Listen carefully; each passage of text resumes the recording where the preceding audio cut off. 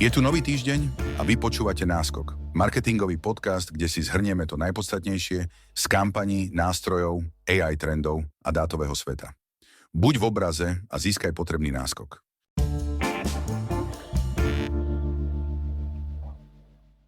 Viceprezident Google Nick Fox potvrdil, že optimalizácia pre AI vyhľadávanie funguje rovnako ako klasické SEO.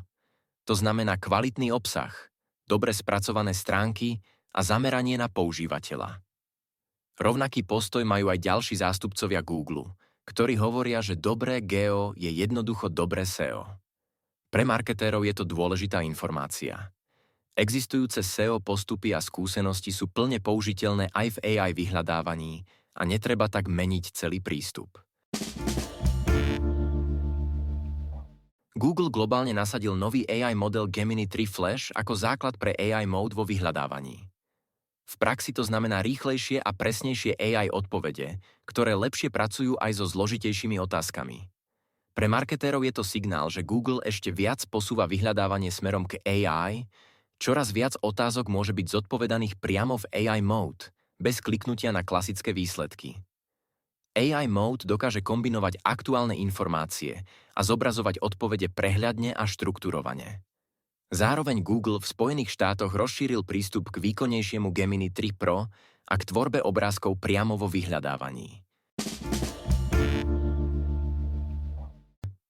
YouTube testuje nový formát v Shorts. Namiesto videí sa tam môžu objaviť karusel príspevky so statickými obrázkami, podobne ako ich poznáme z Instagramu či TikToku. Tvorcovia budú môcť do jedného príspevku pridať viac obrázkov a postupne k nim doplniť aj hudbu. Tieto príspevky sa budú zobrazovať priamo medzi krátkými videami v Shorts feede. Zatiaľ ide len o obmedzený test, no pre značky a tvorcov to otvára nové možnosti, ako rozprávať príbehy a budovať komunitu aj bez videa. Meta testuje obmedzenie pre firemné stránky na Facebooku.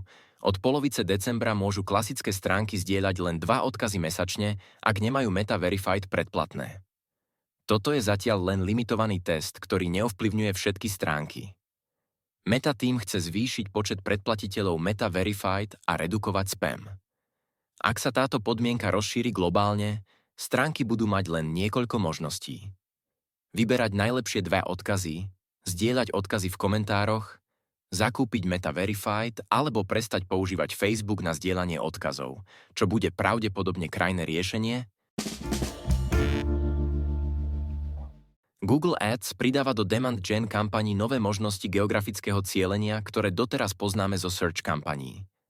Marketéri si môžu priamo v nastaveniach vybrať, či chcú cieliť na ľudí, ktorí sa v danej lokalite nachádzajú, alebo aj na tých, ktorí o ňu len prejavujú záujem. Pre kampane v YouTube, Discovery a Gmaile to znamená jednoduchšie nastavenie a menšie riziko zbytočného míňania rozpočtu mimo cieľové oblasti.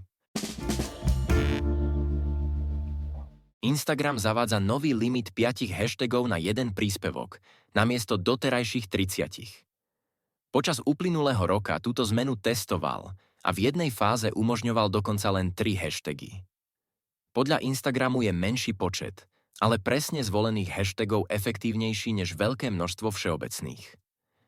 Šéf Instagramu Adam Mosseri zároveň opakovane upozorňuje, že hashtagy už dnes výrazne nezvyšujú dosah, pretože hlavnú úlohu pri objavovaní obsahu prebrali AI algoritmy. Meta zdieľala tipy pre marketérov na Reels a Threads.